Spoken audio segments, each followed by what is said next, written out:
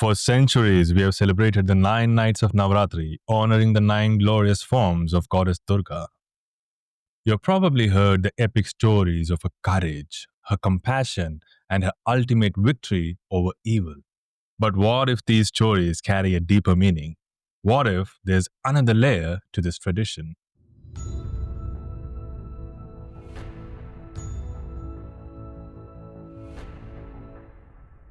Namaste and welcome to Chaturya, the fourth stage channel. I'm K. Kumar, author of 9 books and your host. In today's episode, I will talk about the fascinating framework of the Navadurga goddesses from a spiritual and astrological perspective.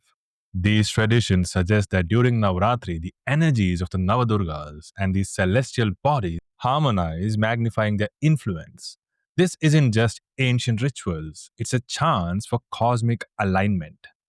These 9 sacred nights can become a roadmap to better understand the spiritual energies shaping our lives, from clearing out stubborn obstacles to attracting incredible prosperity. In the next few minutes, I won't just retell the stories that you know, but we'll explore these cosmic interpretations and show you how you can connect with the unique power of the Navadurgas. But before we delve into that, please make sure that you're subscribed to this channel and you've hit that bell icon for notifications. Navadurga refers to the 9 divine manifestations of Goddess Durga, each worshipped on a specific day of Navaratri.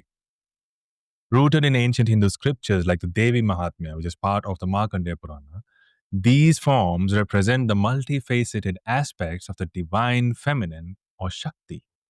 They embody the goddess's journey from creation and nurturing to destruction of evil and ultimate enlightenment. Each form has its own iconography, story, and symbolic significance. Navadurga is not just a sequence of deities, but a spiritual progression, guiding devotees through themes of strength, wisdom, and transformation and transcendence. Our 9 night journey starts with the goddess Shailaputri, or the daughter of the mountain. Her story begins after the tragic tale of Sati, the first wife of Lord Shiva, who immolated herself in her father Daksha's sacrificial fire due to his insult towards Shiva. Sati was then reborn as Parvati, daughter of Himavat, the king of the Himalayas, and his wife Mena. And that is the reason why she is known as Shailaputri, where Shaila means mountain and Putri means daughter. Shailaputri embodies the raw essence of the earth and the mountains, symbolizing nature's unyielding strength and purity, and the promise of new beginnings. Riding a bull and holding a trishul and a lotus, Shailaputri represents grounded potential and the cycle of rebirth. If you believe in astrology, then Shailaputri's energy is deeply linked to the moon. The moon or Chandra governs our mind, emotions, and intuition. When the moon's influence is weakened in our lives, it can show up as emotional stability, anxiety, or a clouded mind. If you've ever felt ungrounded and emotionally adrift, that's the kind of imbalance we're talking about. The solution in this view is to turn to Shailaputri. Honoring her on the first night of Navaratri is believed to balance these turbulent lunar energies, bringing a sense of peace and mental clarity. In order to connect with her energy, light a ghee lamp and offer it to her, chanting her mantra, Om Devi Shailaputraye Namaha. It helps align your energy with a stable, nurturing power, setting the stage for the transformative days ahead.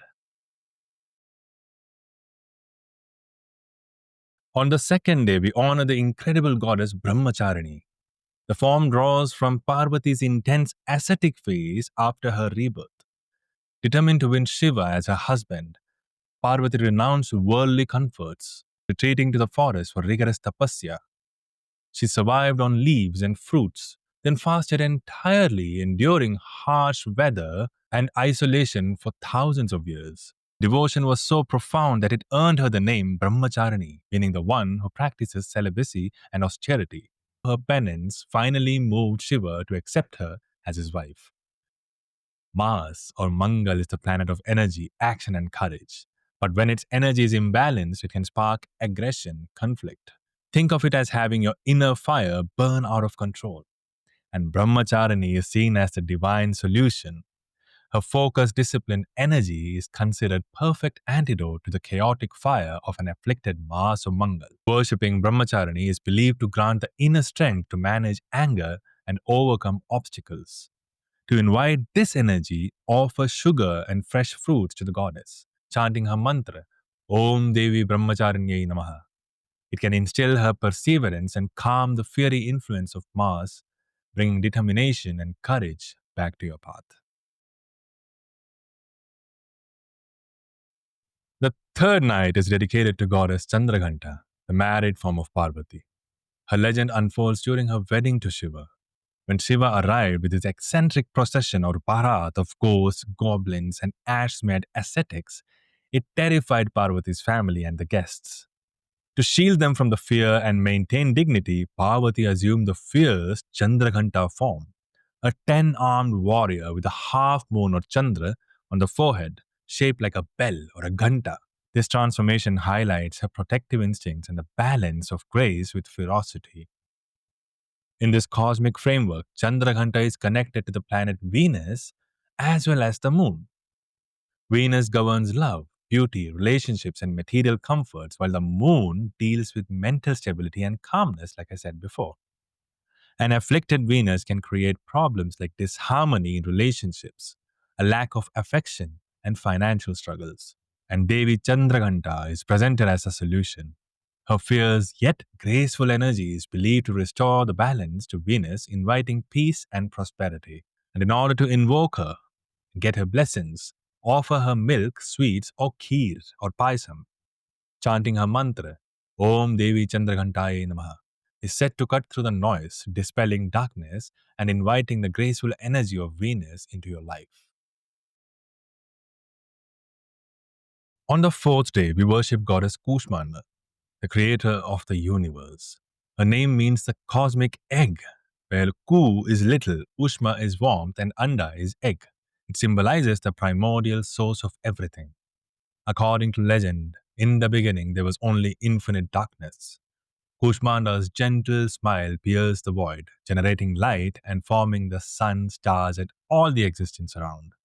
She is said to reside in the core of the sun, infusing it with her divine energy which sustains all life. In some Puranic tales, she created the three worlds, earth, heaven, and the netherworlds, with her radiance.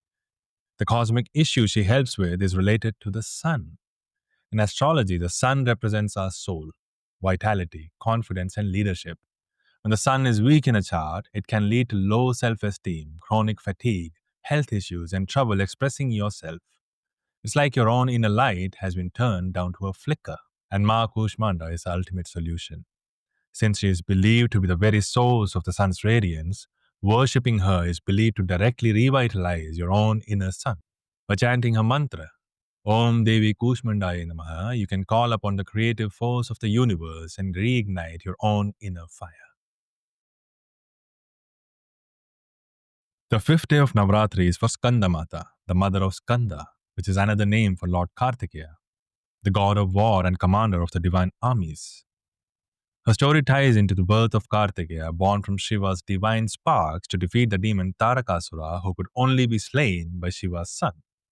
Skandamata nurtured him with boundless love, teaching him wisdom and courage. She is depicted riding a lion with 4 arms, holding lotuses and cradling the infant Skanda in her lap, while one hand blesses devotees. This form emphasizes maternal protection and the nurturing of the inner strength. The planetary connections in this system of thought is with Mercury or Budh. Mercury or Budh is a planet of intellect, communication, business, and sharp decision making. When Mercury is affected, it can cause communication breakdowns, poor judgment, learning difficulties, and career setbacks. The ritual for this day is very simple. Offer bananas to the goddess. Chanting a mantra, Om Devi Skandamataye Namaha, is a prayer for both motherly protection and profound intellectual clarity. We are 5 nights into a cosmic journey, and each form of the goddess offers a unique key to understanding our lives. Which goddess' story and power resonates with you the most so far? Let me know in the comments below. And make sure that you subscribe to this channel as well. On the sixth night, we venerate goddess Katyayani, the fierce warrior born to destroy the demon Mahishasura. As per the Devi Mahatmya, when Mahishasura terrorized the gods with his boon of invincibility against males, the deities combined their energies to create Katyayani at the ashram of sage Katyayani. She engaged Mahishasura in an epic battle, ultimately slaying him with her sword. Riding a majestic lion and wielding weapons in her many arms, she is a powerful symbol of good triumphing over evil. She is associated with Jupiter. Jupiter or Guru is the great planet of good fortune, governing wisdom, spirituality, expansion, and luck. A weak Jupiter can feel like a lack of purpose, obstacles in marriage, financial struggles, and a block in spiritual growth. It's that feeling of being stuck with doors of opportunity staying stubbornly shut. Mahakatyayani is a powerful solution. What she offers is transformation, clearing the path so that wisdom and good fortune can finally flow your way. To seek her blessings, offer honey as a symbol of the sweetness she can bring to life. Om Devi Katyayanye Namaha is a powerful call for courage and removal of all roadblocks to your growth. The seventh night introduces us to the most fearsome form of the goddess, Kalaratri. In the battle against demons Shumba and Nishumba, as detailed in the Devi Mahatmya, Durga manifested Kalaratri to combat their armies. She shed her golden skin to become dark and terrifying with wild hair, a necklace of skulls, and a gaze that incinerates evil. Breathing fire and wielding a sword and an iron hook, she devoured demons whole, her laughter echoing like thunder. She symbolically destroys ignorance and fear. She rides a donkey symbolizing humility amid power. The cosmic force she is set to balance is Saturn or Shani. Saturn is a planet of karma, discipline, and limitation. Its influence, often feared, can bring delays, chronic struggles, and hardships. Her worship is believed to be one of the most powerful remedies for the challenging effects of Shani or Saturn. She grants fearlessness and removes all kinds of negativity from evil energies to your own inner demons. The transformation is from fear to fearlessness. In order to connect with her protective energy, offer jaggery and pray for safety. Her mantra, Om Devi Kalaratri Namaha, acts as a shield, dissolving fear and protecting you from harm. On Ashtami, the eighth day, we worship the peaceful and the luminous Mahagauri. After her fierce battles as Kalaratri, Parvati's skin had darkened from the ashes and exertion.